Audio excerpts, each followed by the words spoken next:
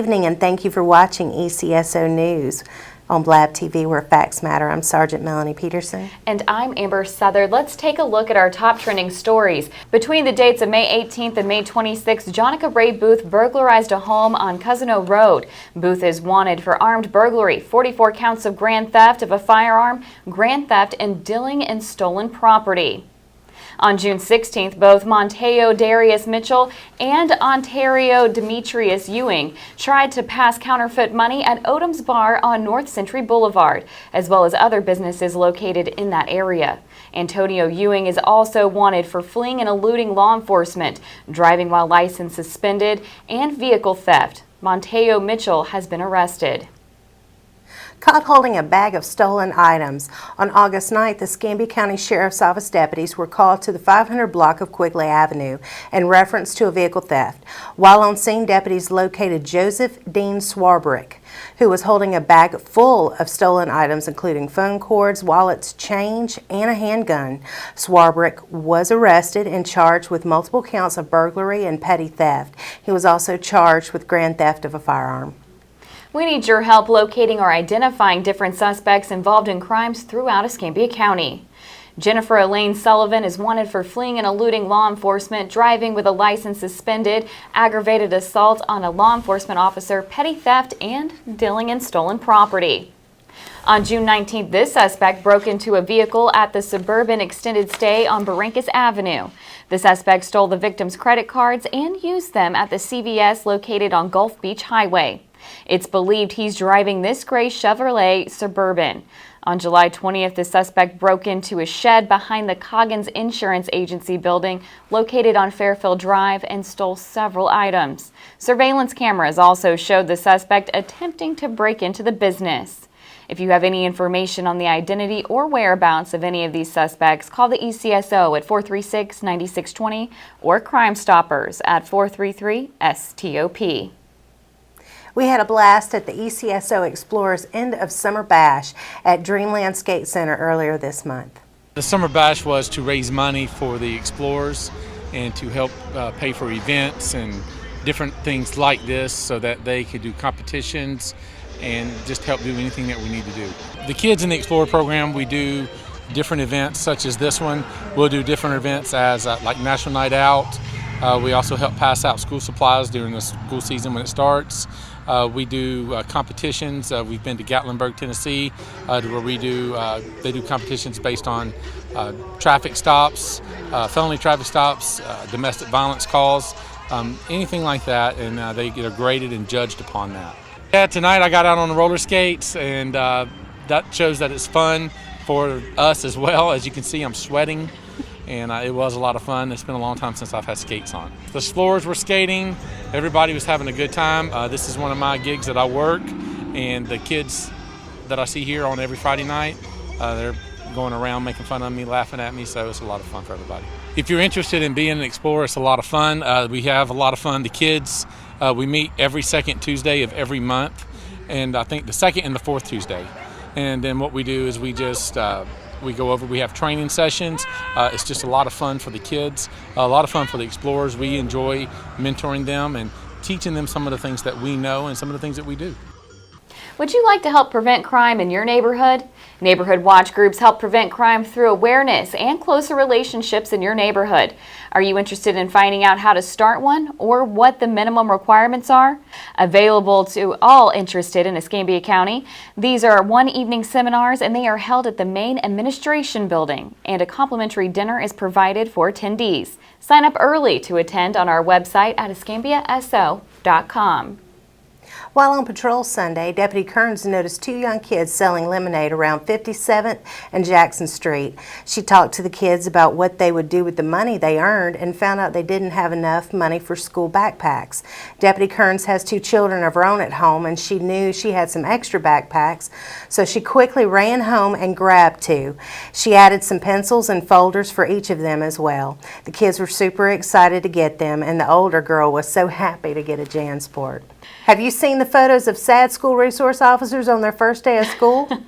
Our SROs responded to the first day of school photo challenge by going the other direction, and all we can say is yes, they were those kids in school who couldn't wait for school to start either, and apparently they still aren't. That's the truth. We had a blast at Milkshake with an SRO, and that was thanks to the Chick-fil-A on Bayou Boulevard and everybody attending. Do you know how many milkshakes they gave away for free? How many? At least 200 milkshakes. Well, I recommend the peach. That was my favorite, although I didn't participate, I was good. But check out this video of those who did participate.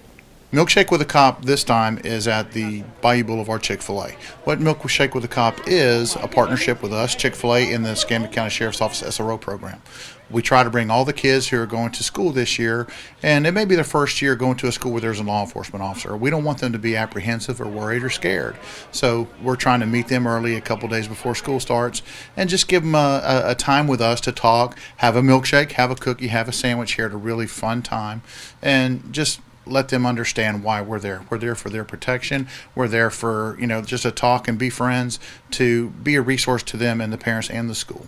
Chick-fil-A provided, I can't even tell you how many hundreds of milkshakes they provided, but free of charge. They welcomed us in with open arms. They're a huge partner with law enforcement in Escambia County.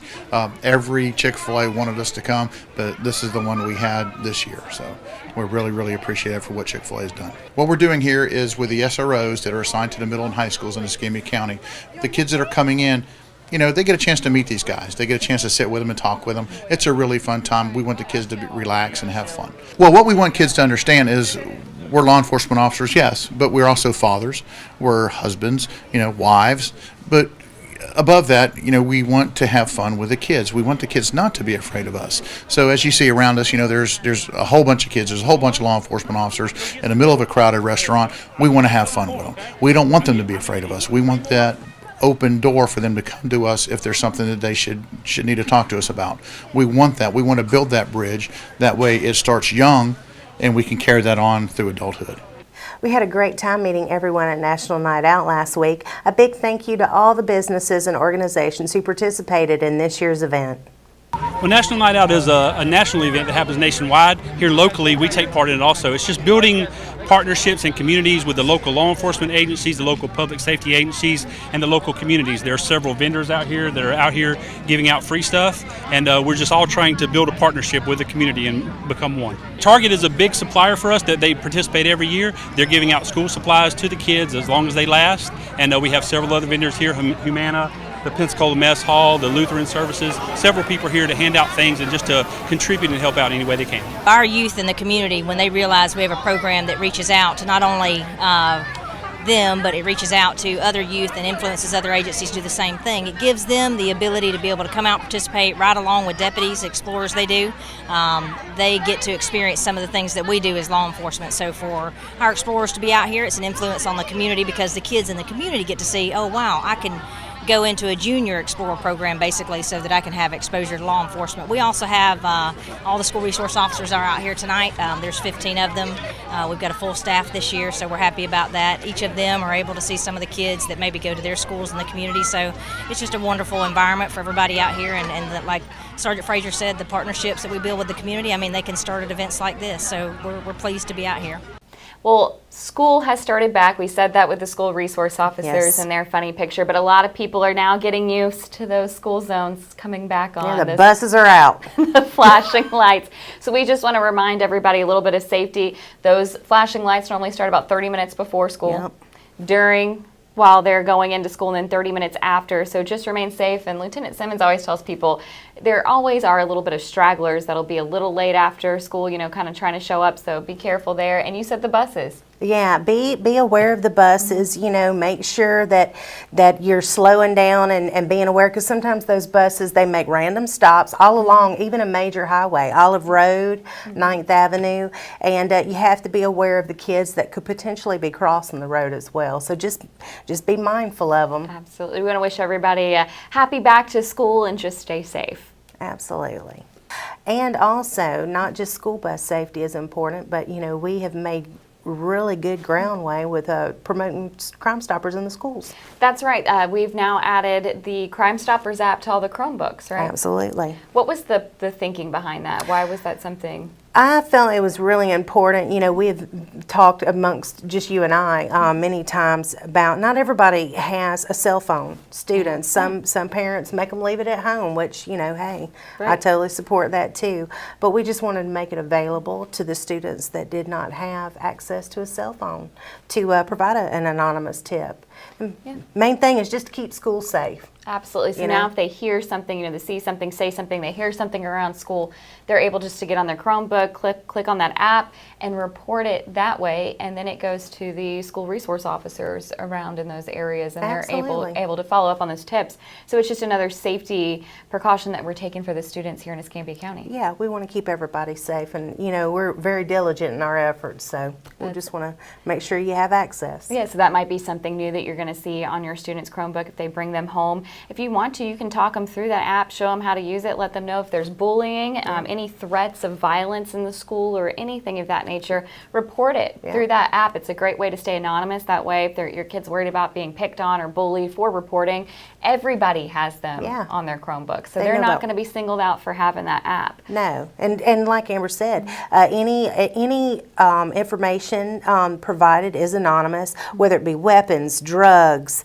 cyberbullying is huge right now. It is, yeah. You know, any type of vandalism, school theft. I mean, let them provide a tip. you know. Anything that could happen on that school campus or they think has happened on that school campus or witness happening, go ahead and report it through that app anonymously. They do get rewards. They do, up to $1,000. So, you know, I know we run our weekly segment on Wheel of Fugitives, but crime still doesn't pay, but we still do. So, Ain't that the truth? yeah. That's it. So utilize it. Yeah, awesome. So so just check out that app if you have a student in Escambia County Schools. Get them familiar with it. Let them know it's a great way to report it if they don't feel like that they can talk to a teacher or another adult. Exactly. It's just another avenue for them to take to make sure the school stays safe. That's right. Are you an Escambia County business owner or manager? The ECSO Business Decal Program allows responding deputies to quickly notify business owners in the event their business is victimized by criminal activity. Participating businesses are given a decal which is placed on the door or other conspicuous area. Each decal has a code number which allows our dispatchers to access pertinent contact information. Having quick access to business owners in the event of criminal activity improves the odds of a quick apprehension. For more information, contact Community Relations at 436-9735. Meet this week's Dirty Dozen featured fugitive. This is our warrants unit's top 12 most wanted fugitives. Jonathan Moore is 38 years old and he's wanted for robbery with a $10,000 bond. He looks familiar. Didn't he win the Wheel of Fugitives? Wasn't he a winner? Yes, he did. Thought I remembered that face and that spin. See, we've made him famous and he wanted more. That's it. If you have information on Jonathan Moore's whereabouts or any of the Dirty Dozen, contact the ECSO at 436-9620 or call Crime Stoppers at 433-STOP. We've received an email, a photo from a citizen after her and her daughter's recent interaction with our deputies. Sending a big thank you to Deputy Baker for the kindness he showed my daughter. Deputy Baker let the daughter meet Canine Tango, and he gave her some stuffed animal stickers and goodies. She said that Deputy Baker went above and beyond, and he was amazing at helping her daughter through what could have been a scary situation for her.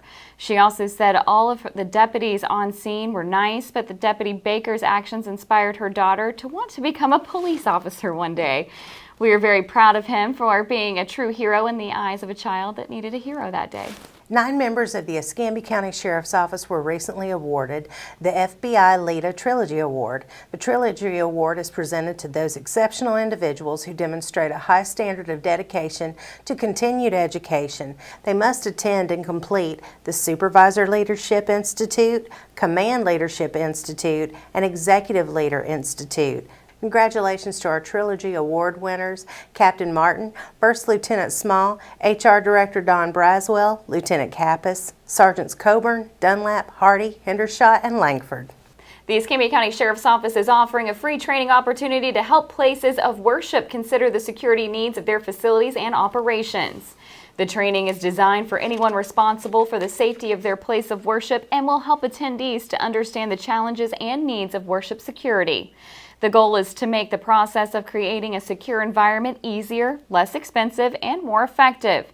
The next class will be held at the ECSO at 1700 West Leonard Street on Tuesday, September 25th at 5:30 p.m. Seating is limited. To secure a seat, please complete a registration form at escambiaso.com. Here's this week's episode of Crime Tip Tuesday. I'm Chief Deputy Chip Simmons, and welcome to Crime Tip Tuesday. According to the National Crime Prevention Council, there has been an increase in reports of theft at gas stations around the country. With proper safety precautions, these thefts can be prevented. Customers always should pay attention to their surroundings. They should also pick places that are well lit and have video surveillance cameras at the pump. Always remove your keys and lock your doors while you're pumping gas. Keep valuables out of plain view in your vehicle and lock your doors even if you're going inside just for a moment. And don't let your cell phone distract you. This has been a tip from your Escambia County Sheriff's Office.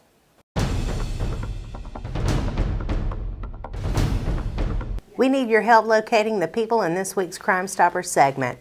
Our first featured fugitive is Tequila Bird. She's 26 years old and she's wanted for aggravated assault, aggravated battery, possession of a weapon by a convicted felon, and drug possession.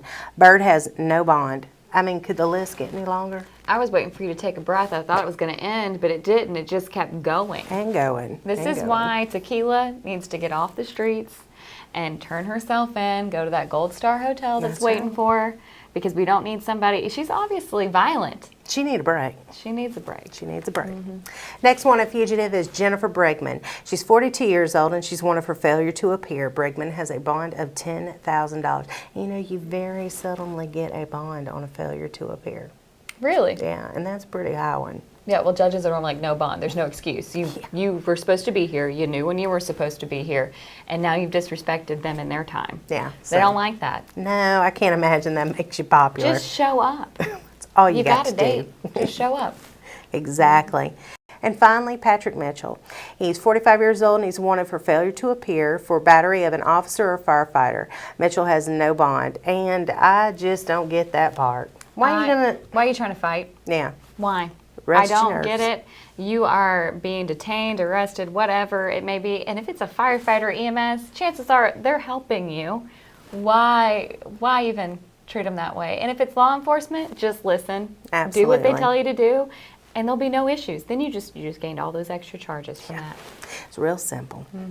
If you know the whereabouts of any of our featured fugitives, contact Crime Stoppers at 433-STOP or go online to p3tips.com. All tips are 100% anonymous, and if your tip leads to a fugitive's arrest, you could be eligible for a cash reward of up to $3,000. Check out our Will of Fugitives update show. Hey everybody, it's Warrant Wednesday here at the Escambia County Sheriff's Office, and it's time for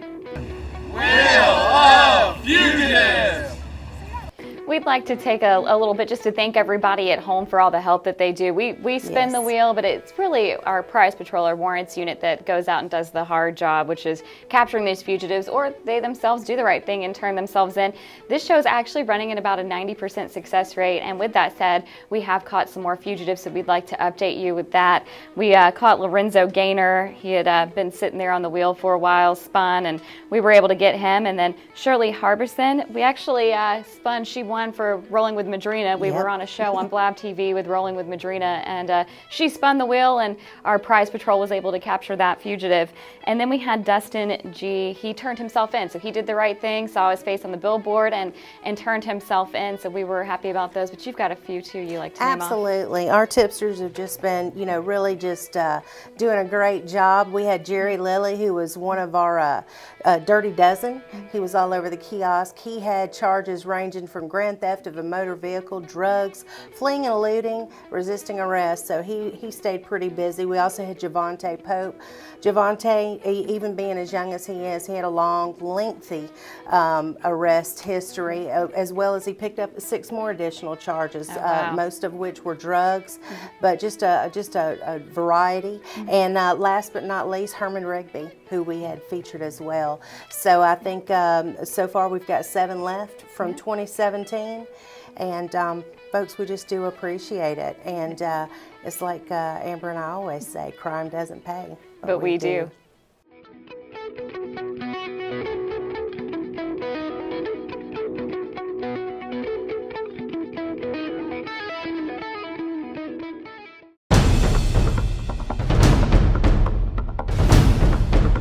need your help locating the people in this week's Missing Persons segment. Our first missing person is 15-year-old Jabez Miron Bradley. He was last seen wearing a white t-shirt, jeans, and blue shoes. Bradley was reported missing on July 24th. Our next missing juvenile is 14-year-old Sonova Antonia McBride. She was reported missing on August 1st. She was last seen wearing a tie-dye shirt, ripped blue jeans, pink sandals. McBride is considered to be an habitual runaway. Our last missing juvenile we continue to highlight is 16-year-old Zandria Zamora Lowe. She was last seen wearing a black t-shirt, pink pajama pants with a black and pink stripes.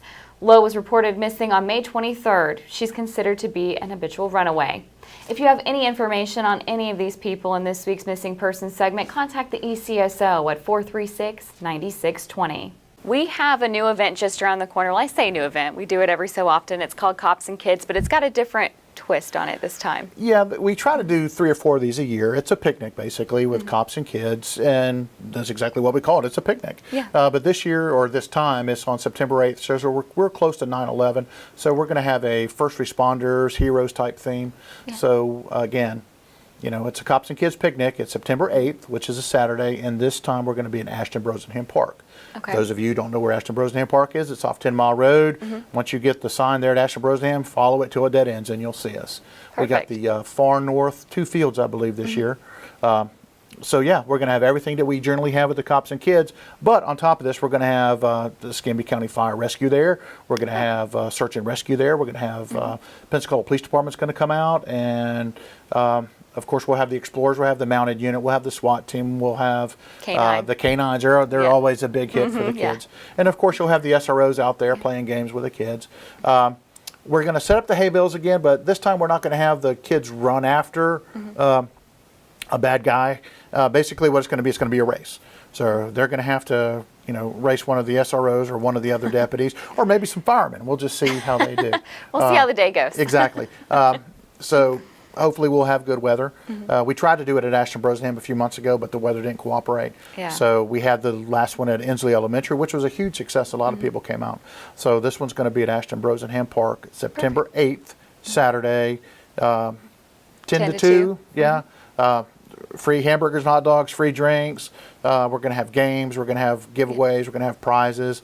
And again, you'll see all the contingent from the sheriff's office, the fire departments, and EMS is going to be out there. They're going to bring an ambulance out fun. there. Again, it's a 9/11 first responders theme. So, Okay.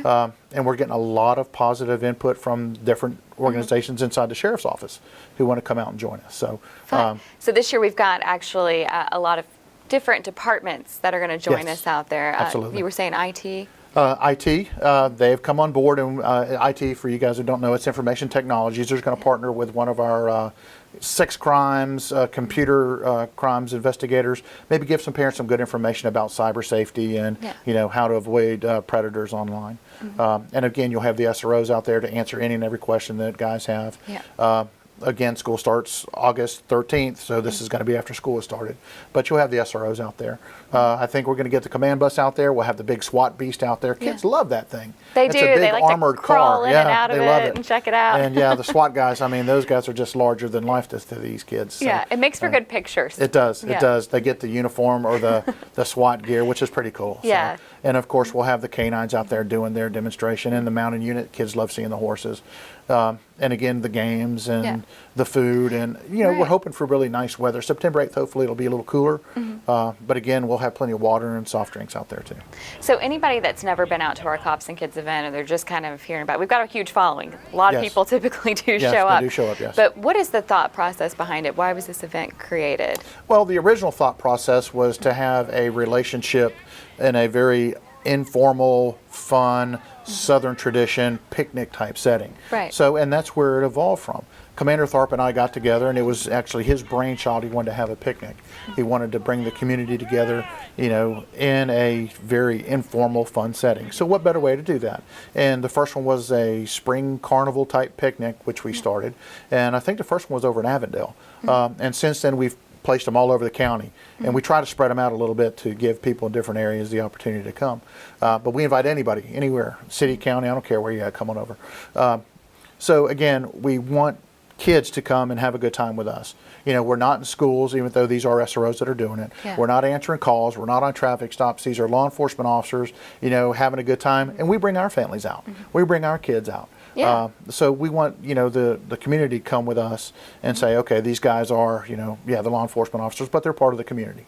So people from our churches come out, you know, and visit with us, and we sit down and have a hot dog and drink a cold, you know, Dr. Pepper with them or whatever, and play some games. And that's pretty much what it's about. And, you know, Sheriff Morgan has wanted us to put these together, and pretty much we take one from one location, we just duplicate it to another location. So it's pretty much the same thing.